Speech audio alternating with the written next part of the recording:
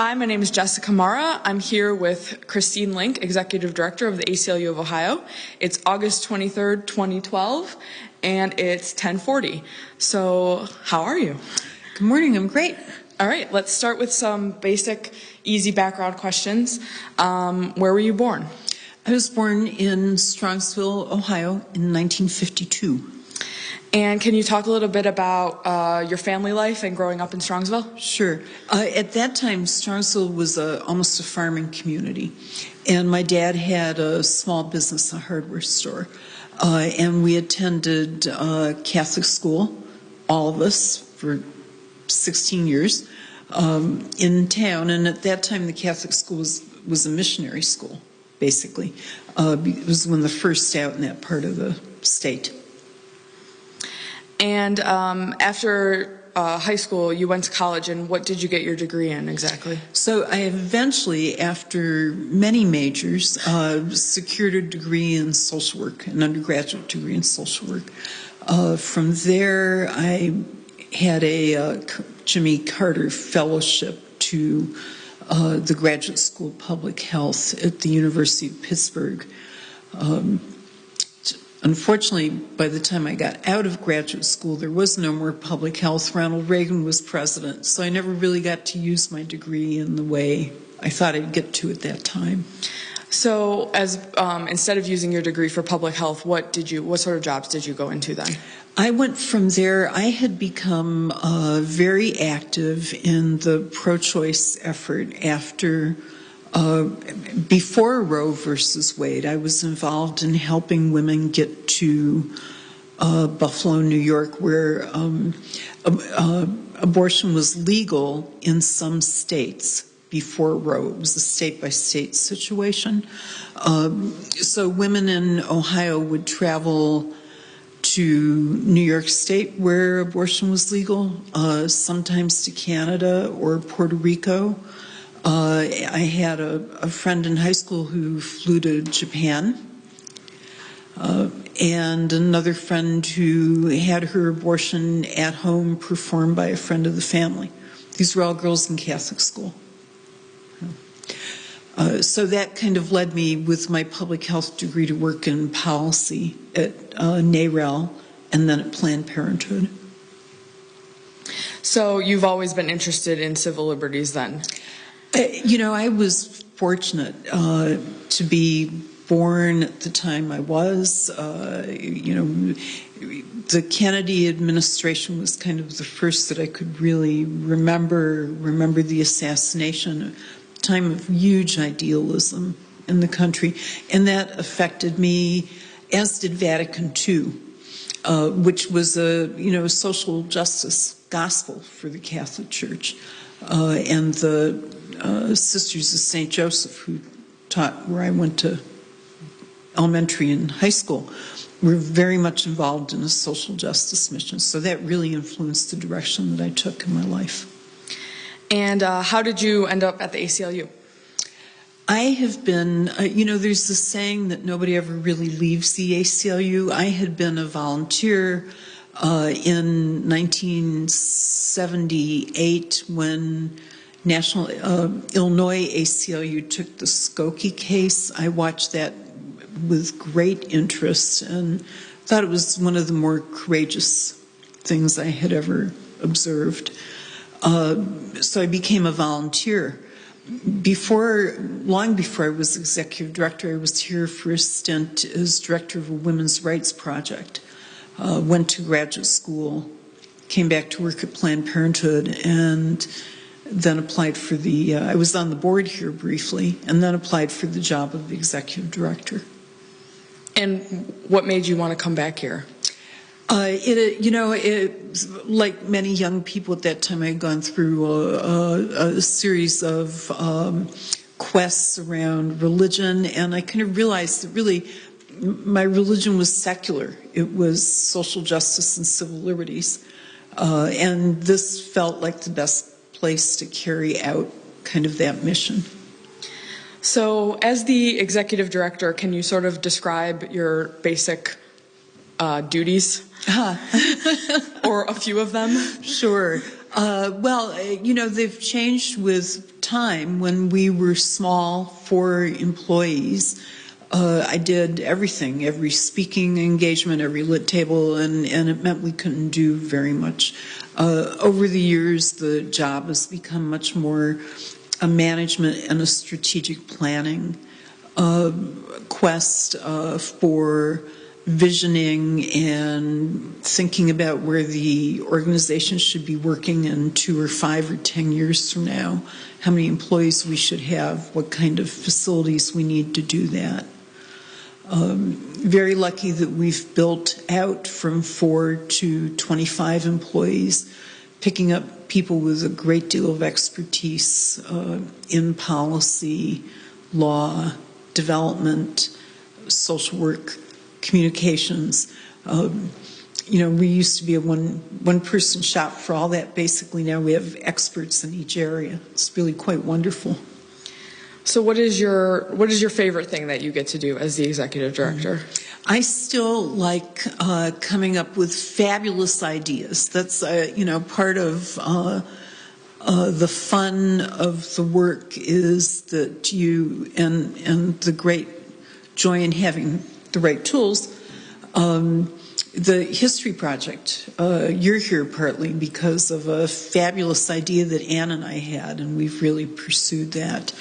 The teen health guide, the internship program, the building, our relationship with schools of social work and law and that kind of thing, all those developed out of just kind of executing great ideas. Great, because I wanted to talk about all those things. Okay. So can you start with talking about the high school internship program and sort of how that developed and what it is now today? Sure. No one ever has an original idea, so you just think you do.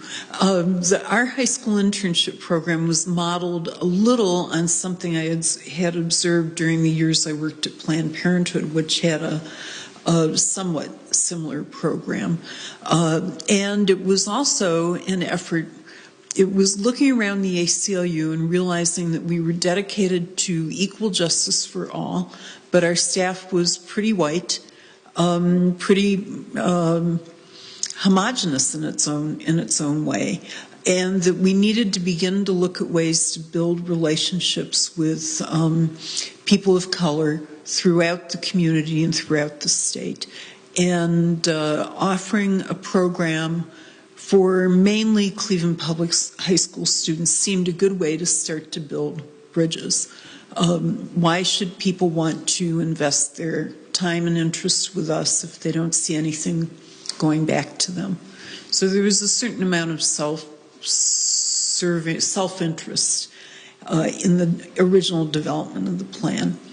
And it took off. It turned out to be wonderful. We had the program for so long. We have many illustrious alumni and students who are now teachers around the state. We have one of the students who now is dean of a law school and another who is a consultant for NASA. So it's been great fun and I think of great benefit to the organization and to the kids.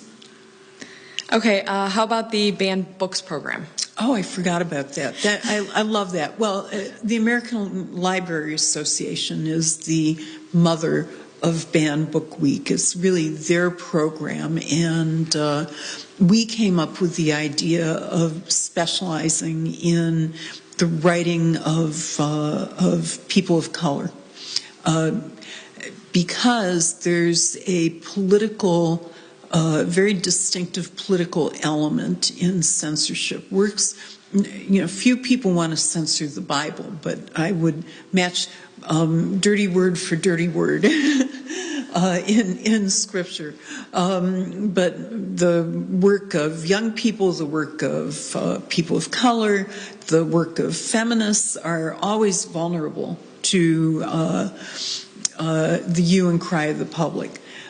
So we came up with this and I had studied African American literature in high school. It was quite the thing at the time. It was like a whole new area of writing suddenly discovered.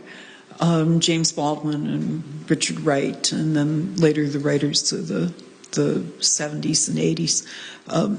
So this panel reading of great works of African American literature just seemed like so much fun. We had to do it, and it brought out the entertainer in everybody. People were thrilled to be readers, and they loved to ham it up, to play minor Shakespearean actors when they get the chance. So it's very popular in the community. And how many years has that been going on, do you know?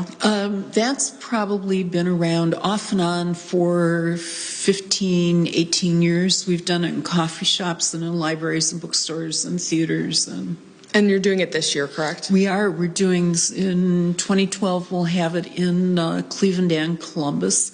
In Columbus, it's a relationship that we have with the Columbus Dance Theater, which has a nice auditorium. And we're very excited. This year we're partnering with a neighborhood center right here in the community, the Rainey Institute. Okay, and why don't we talk about this lovely building that we're in and sort of how that all came about? Well, this came about because we got tired of paying rents and having to move every 5 years because rents would be increased astronomically. I'm proud of it for a number of reasons. It's become a huge kind of landmark, a pole in the ground in the terra firma for identifying the ACLU. Everyone knows this building. So it's really given us a lot of kind of credibility comes with property ownership. It's also been a wonderful site for our own programs. The Brown Bag Lunch Series is held here. We hold evening programs. We host continuing legal education, co-sponsored with legal aid. There are just so many services. And we're also able to accommodate many more students, graduate and postgraduate students, the law clerks, the high school internship. We couldn't do that before. Okay, so let's sort of switch a little bit now. And can we talk about your role as a spokesperson for the ACLU and sort of how you deal with that? Yeah. Well, in recent years, it's kind of nice because we have so many professional people on the staff who are experts in their area. I am much less the sole spokesperson for the organization that I used to be. And of course, we have a legal director who acts as a partner in that job. In the early years, when I handled press on everything, life was a lot more exciting and tumultuous. You're going to have to edit that out. Life was a lot more exciting.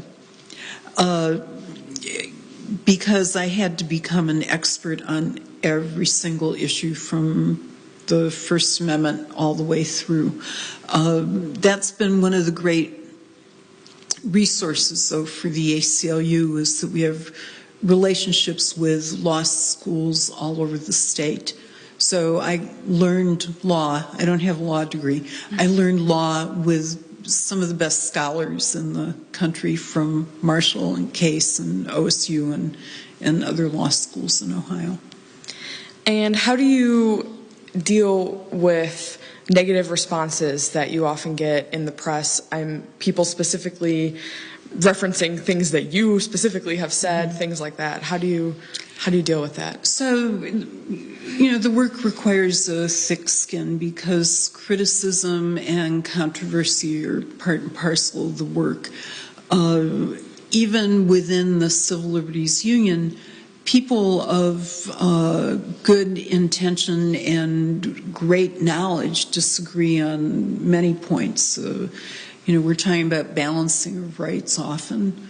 One person's civil liberties against another. So criticism comes with it, and it never terribly bothered me. I often felt we just needed to do a better job of explaining ourselves and our organization. From time to time when we've done certain kinds of cases, we have gotten death threats or violent communications from people. So another reason the the building's been helpful as we've been able to secure it just as an extra step to keep our people safe. And talking about people who oppose you, how difficult is it for you and for the organization to go to bat for people whose policies you oppose, which I know has happened a few times in the history of the organization? Sure.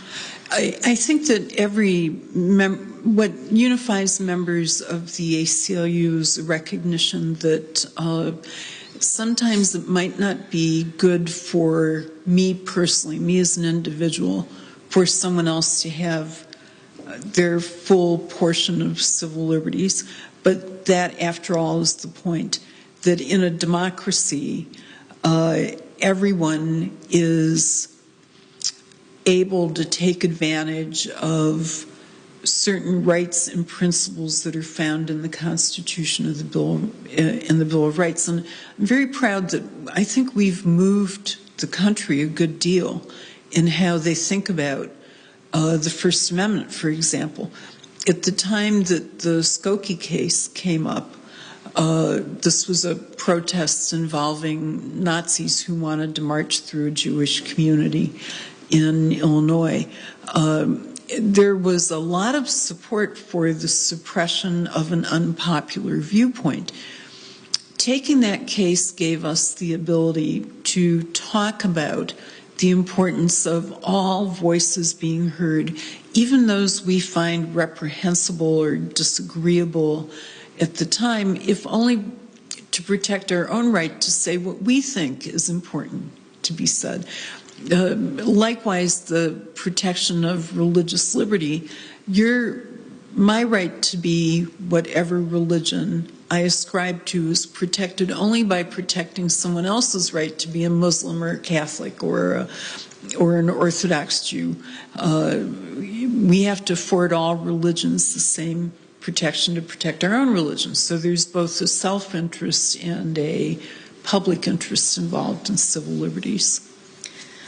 Would you be comfortable discussing times when the Ohio ACLU has differed from the national ACLU? Sure. Yeah, if I can remember them all. I hope you got some of this from Gary. I don't know if he addressed it or that David did. Yeah, a little bit. Yeah, he did. Yeah. There have been 4 or 5 times over the 22 years I've been executive director that the Ohio affiliate, along with a minority of other affiliates, took an opposing position. As I mentioned earlier, sometimes civil liberties issues are close calls. So you're balancing, for instance, someone's right to free speech versus someone's perceived right to not hear a message. I have a right not to hear what you say. The answer to that, the civil libertarian answer to that is, if you don't like the message, move out of earshot. You're not being forced to hear something. So we have taken, for instance, a very strong stand. This affiliate has always been known as the First Amendment, the free speech affiliate within the organization, the one most likely to be the purest on speech issues. And we've appeared at least once on the opposite side of the national office in an amicus argument, which I don't see as a bad thing. The fact that we can be unified around certain principles and recognize that there are legitimate differences of scholarship and opinion is it's an intellectually free exercise. Right? Do you get any pushback from the National ACLU when that happens? We certainly do, and we push right back, and it's to be expected. Okay. Can we talk about taking like sort of a broad, long view approach, how the ACLU has changed over the years that you've worked here, both the Ohio office and the national? Sure. Things change, and then, of course, they don't. There's another saying within the union that no civil liberties fight is won forever. So we were founded around the First World War when anti-war protesters were being punished for their anti-war speech. In the 60s, we were defending anti-war protesters who were being punished for their anti-war speech. And in the years I've been here, we've taken very similar cases. But now the vehicles and the strategies change. There's internet speech, and there's cyberspace speech, and YouTube speech. So those have all brought a whole different layer of technology to the issues. There has been a significant change in our dedication to Fourth Amendment issues in the last 30 years. And I think that is partly recognizing that the civil rights movement brought about changes toward equality that are now in jeopardy. The racism has become much more strategic and subtle. And it's not as easy to address with a march or a letter to the editor or shaming people into doing the right thing. We've entered into an era of oppression of low-income people and low-income people of color, best exhibited by disparate sentencing, disparate arresting. That in Cleveland we have squads of people going door to door looking for drug abusers. We've never had squads of people go door to door in Parma to look for drug abusers, but I bet we'll find them there were we to look, right? So those kinds of disparities we attempt to address through litigation, but more importantly, perhaps legislatively and through grassroots organizing. Okay, so I guess going along with that, has the ACLU strategy has changed based on changing public opinion and changing politics. So how have your methods changed? Mm-hmm. So I believe, and not everyone would agree with me, but take the position that the courts have become much less friendly to civil liberties. And today we have to choose cases very carefully because we have as much opportunity to make bad law as we do to make good law. So we've shifted our resources a good deal from focusing on litigation to focusing on lobbying and legislative activity to the extent that those are allowed within the law through our two organizations. We're the ACLU of Ohio Foundation and the ACLU of Ohio, which is a C4, a nonprofit allowed to lobby. So I've been the leader with staff and board in changing kind of how we prioritize our strategies. There's been a big buildup in our legislative office in the state capitol, and I foresee that direction becoming even more important in the future. I know that this is a nonpartisan organization. Do you ever find it's difficult to remain nonpartisan? The only part that makes it hard to be nonpartisan is the demand from the outside world. The characterization of us as more friendly to one party than the other. Another old ACLU saying, we don't much like Republicans and we sure don't like Democrats. The current president has not been especially good on a whole series of civil liberties issues, and we found that you have to keep good working relationships going with every public official, but never delude yourself to think that civil liberties is a priority for them. Being reelected is their priority. Okay, let's sort of wrap up with a few general questions. Do you have a favorite memory or moment of your time working for the ACLU? I think there have, every year when we reach the end of the summer and we've become great friends with the students and see them off to their senior year. That's a great moment. Every time a staff person here moves up into a bigger vision, that's a terrific moment. In a few months, we'll pay off the mortgage on this building. That's going to be a fabulous moment. Right? There have been many court victories in the years I've been here, but we understand that those are just temporary victories in a long struggle. Do you have anything you hope to see accomplished in the next few years, or even by the time you retire? I think about that a lot. I hope that we'll see a much bigger expansion of the Central Ohio office. I hope that we'll see an expansion of our legislative program. I hope that we'll see the ACLU of Ohio much more visible in social media, because I think that's the trend. We're a cerebral people, and it's hard to translate the deep thoughts that we have into YouTube, but we're going to do that.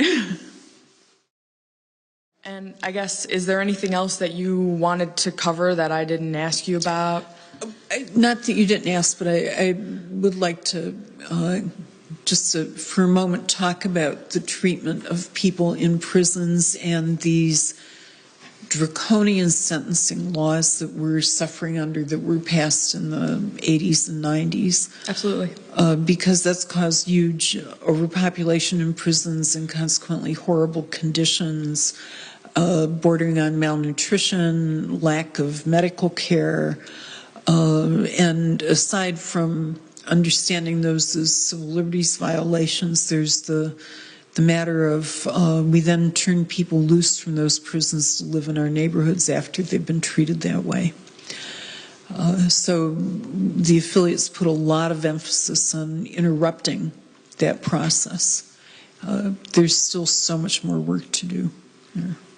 So are you working on like prison reform as well as sort of helping people after they've been released from prison? Yes. We helped pass a bill at the end of the last term dealing with collateral sanctions. So in Ohio and many places, when you're sentenced to prison, you serve your time. But when you get out, it's not like your sentence is over because of these extra punishments that have been added on. You can't drive. You can't live in public housing. You can't get a student loan. So it renders people basically unable to function in society or contribute to their family. They're a burden on their family because they can't get a job. Mm-hmm. So there's just the beginnings of legislation to try to peel some of that back and begin to think about what does it take to get a formerly incarcerated person back into a productive role in society. We want people to take care of their families, to help them do that.